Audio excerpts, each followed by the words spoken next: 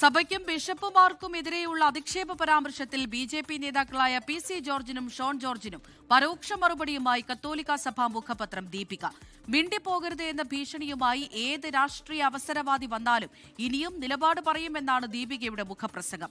അതേസമയം പറഞ്ഞ നിലപാടുകളിൽ ഉറച്ചു നിൽക്കുകയാണ് പി.സി. ജോർജും ഷോൺ ജോർജും.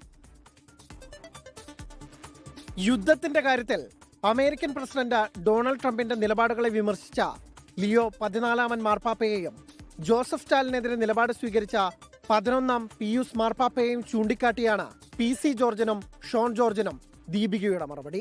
സൈന്യമുണ്ട്, ശബ്ദിക്കരുത് എന്നാണ് ഏകാധിപതികൾ പറയുന്നത്.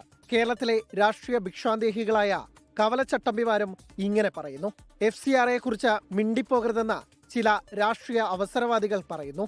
പി.സി. ജോർജിനെ വിമർശിച്ച കോൺഗ്രസ് നേതാക്കൾ ബി.ജെ.പിക്കൊപ്പം നിന്നില്ല എങ്കിൽ സഭാ മേലധ്യക്ഷന്മാരെയും ദീപിക പത്രത്തെയും ഒക്കെ ഭീഷണിപ്പെടുത്തി കളയാം, വരുതിക്ക് കൊണ്ടുവന്ന് കളയാം എന്നുള്ള നിലപാട് കേരളം ഒരിക്കലും അംഗീകരിക്കാൻ പോകുന്ന ഒന്നല്ല. എന്നാൽ നിലപാടിൽ മാറ്റമില്ലെന്ന് പി.സി. ജോർജും ഷോണും പറയുന്നു.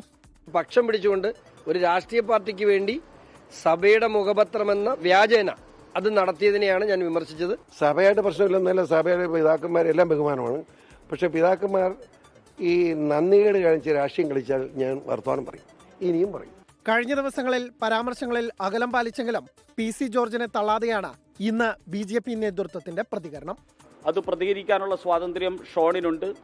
ഷോണ് അദ്ദേഹത്തിന്റെ ആ സ്വാതന്ത്ര്യം, ജനാധിപത്യ രീതിയിലുള്ള ആ സ്വാതന്ത്ര്യമാണ് നിർവഹിച്ചിട്ടുള്ളത്. വിവാദങ്ങൾക്കിടെ പി.സി. ജോർജ് പാലാരൂപതയിൽ സന്ദർശനം നടത്തി.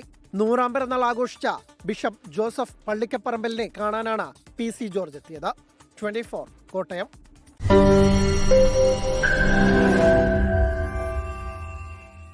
ലോകത്തെവിടെയായാലും ഏത് സമയത്തും 24 വാർത്തകളും ഓഗ്മെന്റഡ് റിയാലിറ്റി പാക്കേജുകളും എക്സ്പ്ലെയിനറുകളും വിശദമായി കാണാൻ ഞങ്ങളുടെ യൂട്യൂബ് ചാനൽ നിങ്ങൾക്ക് സബ്സ്ക്രൈബ് ചെയ്യാം.